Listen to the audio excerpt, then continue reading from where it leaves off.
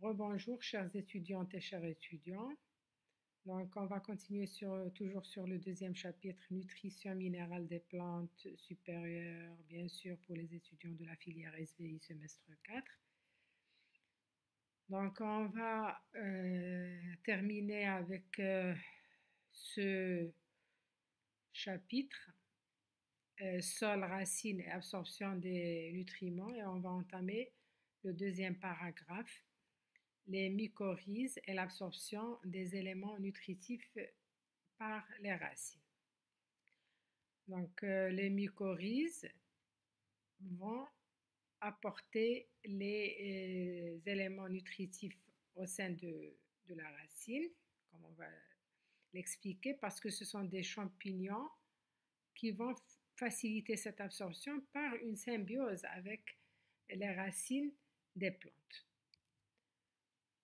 Comme vous le voyez ici, donc ce schéma, vous avez déjà eu l'occasion de le voir. C'est le poil absorbant qui va donc se faufiler entre les particules du sol. Ici, donc, c'est une particule de sable. Ici, c'est une particule d'argile. Et puis, la solution du sol qui circule tout autour de ces particules. Ici, bien sûr, c'est de l'air qui va être échangé avec l'eau et pour donc une meilleure respiration racinaire. Et parfois, ce n'est pas suffisant. Le poil absorbant, comme je disais, il a un diamètre plus faible, donc il peut aller chercher l'eau et les sels minéraux dans les interstices et donc les pores capillaires. Mais parfois, il y a souvent un appauvrissement de la rhizosphère. Rappelez-vous de ce terme qu'on avait défini dans la séance précédente. Donc, c'est l'environnement immédiat qui est en contact avec la racine. Donc, pourquoi les mycorhizes? En fait, parce que, comme je viens de le dire, les racines et les poils absorbants ne peuvent pas pénétrer dans les pores les plus petits du sol et ils ne peuvent pas aller dans des endroits très loin de la racine. Et il y a souvent cet appauvrissement de la rhizosphère. Donc, en plus de l'acquisition directe des éléments minéraux par la racine, ce processus peut être amélioré par cette association symbiotique entre les racines et ces champignons. Donc, les mycorhizes sont très répandus dans les conditions naturelles, dans le milieu forestier notamment. La plupart des arbres forestiers contractent ces symbioses avec les mycorhizes, avec ces champignons. Donc 83% des dicotylédones et 79% des monocotylédones et tous les gymnospermes forment régulièrement des associations mycorhiziennes. Les plantes de la famille des crucifères, par contre, le chou, les chénopodiacées comme l'épinard, la noix de macadamia ainsi que certaines plantes aquatiques n'ont jamais de mycorhizes. Ils font l'exception en fait.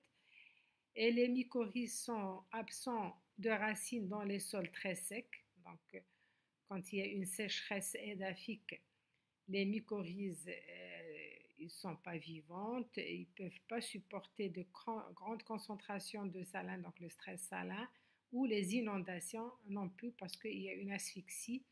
Et donc, la fertilité du sol est mauvaise, ou alors s'il y a une augmentation de la fertilisation du sol, c'est-à-dire quand on va ajouter des engrais minéraux à outrance, on va tuer cette symbiose avec les rhizobiomes. C'est pour ça qu'il ne faut jamais ajouter les engrais avec excès. Au contraire, il faut bien doser. Rappelez-vous de cette courbe d'action, j'insiste là-dessus. Donc ici, vous voyez à gauche ici, ce sont des racines sans mycorhizes, donc il n'y a pas de symbiose avec les mycorhizes. Et quand il y a une symbiose, vous voyez la surface d'échange qui va augmenter au niveau du sol, ce qui va permettre une meilleure absorption de l'eau et des sels minéraux qui sont dissous dans la solution du sol. Donc, l'absorption de l'eau et des minéraux par les mycorhizes est vraiment améliorée. Donc, cette relation symbiotique entre la plante et le champignon, la mycorhization va augmenter la surface d'absorption de l'eau et des sels minéraux puisque la surface d'échange va augmenter considérablement. Elle augmente le volume du sol donc atteint par les racines, c'est-à-dire cette rhizosphère qu'on avait évoquée auparavant va augmenter considérablement. L'augmentation du transport de l'eau et des sels minéraux vers la plante hôte, c'est-à-dire la plante qui va contracter cette symbiose avec les rhizobiomes, et la plante va fournir en contrepartie aux champignons les sucres pour sa croissance et son développement. Le champignon offre à la plante en échange donc les éléments nutritifs, notamment l'azote, le phosphore, le potassium, le cuivre, etc. Et surtout pour le potassium, on va voir que c'est vraiment le potassium, comme on l'avait évoqué auparavant, il est vraiment toujours solubilisé dans la solution du sol. Donc, souvent, au niveau du sol, il y a une déficience en phosphore et grâce à cette mycorhization, l'absorption des phosphates va augmenter considérablement et qui va donc permettre à la plante une bonne alimentation, donc une croissance accrue.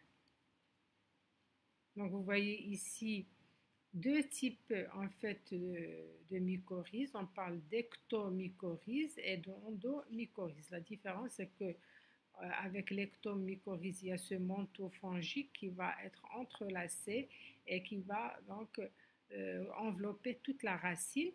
Et puis il y a donc une entrée à l'intérieur entre les cellules du cortex. Donc les cellules corticales au niveau de la racine donc les ifs vont entrer et ils ne vont pas entrer à l'intérieur de la cellule, mais ils vont entourer les cellules corticales tout autour de la paroi.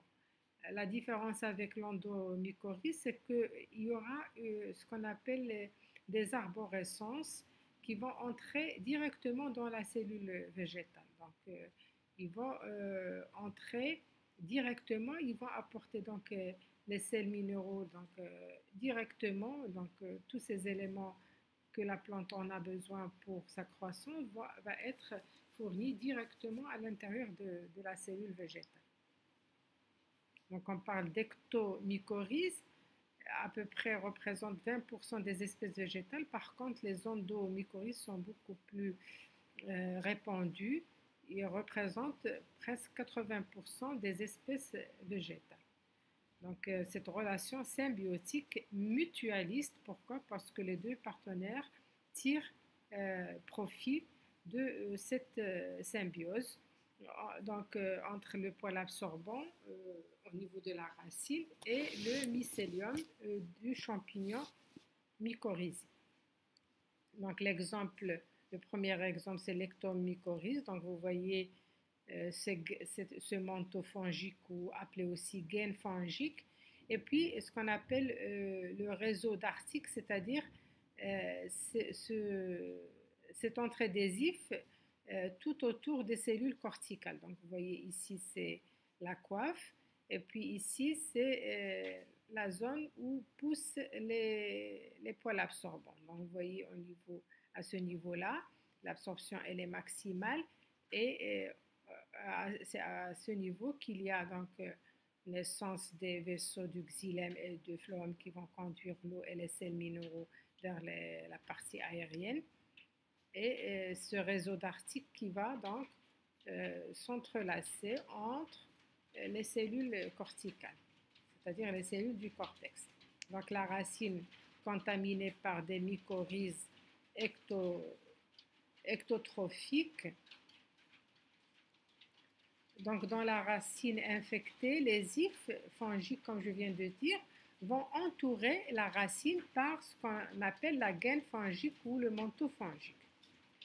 Et vont aussi pénétrer dans les cellules, les espaces intercellulaires. Ils ne vont pas entrer à l'intérieur de la cellule, mais c'est entre les cellules. C'est ce qu'on appelle le réseau Darcy. La masse totale des ifs peut être comparable à la masse de la racine elle-même, tellement c'est dense et très important. Le mycélium s'étend également dans le sol à l'écart de ce manteau compact, donc il va former des ifs individuels ou brins contenant les fructifications. Donc il va aller dans des endroits très loin de la racine pour chercher l'eau et les sels minéraux et l'apporter au niveau de la racine pour son alimentation hydrique et minérale. Donc la capacité du système racinaire à absorber des nutriments est améliorée considérablement par cette présence de diffs fongiques externes qui sont beaucoup plus fins que les racines et même les poils absorbants. Et donc, ils vont s'étendre, comme je disais, à des domaines appauvris en éléments nutritifs, vont aller dans des endroits plus enrichis, très loin de la plante et des racines. Donc, les champignons mycorhiziens ectotrophiques infectent exclusivement les arbres. Ils représentent, comme je disais tout à l'heure, 20%. C'est surtout chez les gymnospermes, les angiospermes ligneux, c'est-à-dire les arbres forestiers.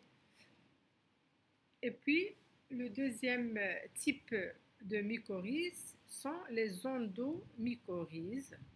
Donc, cette association des champignons endomycorhiziens avec une section d'une racine d'une plante, comme vous le voyez ici, donc contrairement aux ectomycorhizes, donc il n'y a pas de manteau fongique ou de gaine fongique.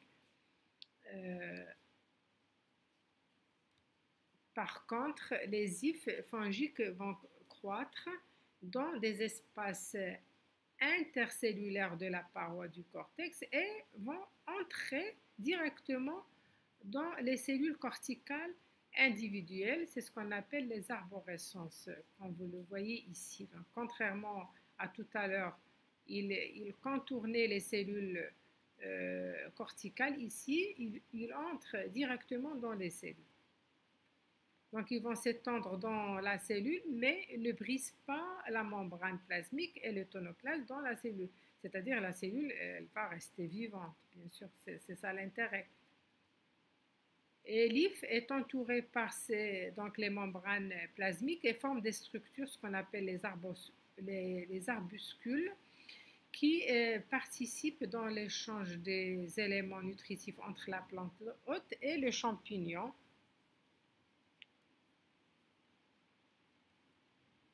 Donc, vous voyez ici, la moitié de gauche, c'est la rhizosphère ou le rhizocylindre. On peut donc parler aussi de rhizocylindre en absence de mycorhizes. Et comme vous voyez ici, avec donc une symbiose avec les mycorhizes, va augmenter cet espace d'échange. Donc, la rhizosphère va être augmentée d'une façon importante, ce qui va permettre à la plante de bien s'alimenter, puisqu'il y a souvent appauvrissement à cet endroit-là, c'est-à-dire ce qu'on appelle la rhizosphère. Et donc, le fait de contracter cette symbiose avec les mycéliums des champignons, ça va augmenter la surface d'échange entre donc, la racine et le sol. Donc, ça va permettre à la plante de s'alimenter dans des endroits plus enrichis en sels minéraux. Donc, ici, c'est un exemple d'endomycorhize. Comme vous voyez ici, c'est le manteau fongique qui est entrelacé et qui enveloppe la racine entière. Donc, vous voyez ce manteau fongique, toujours donc une endomycorhize.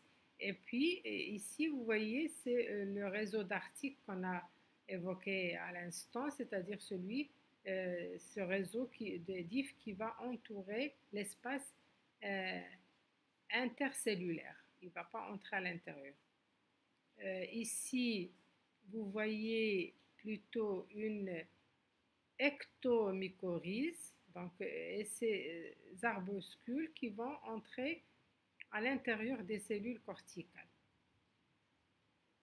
Vous voyez ici une observation sous le microscope et ces arbuscules qui vont donc entrer dans les cellules pour apporter les sels minéraux, notamment le phosphore, comme je disais, qui fait souvent défaut dans les sols agricoles.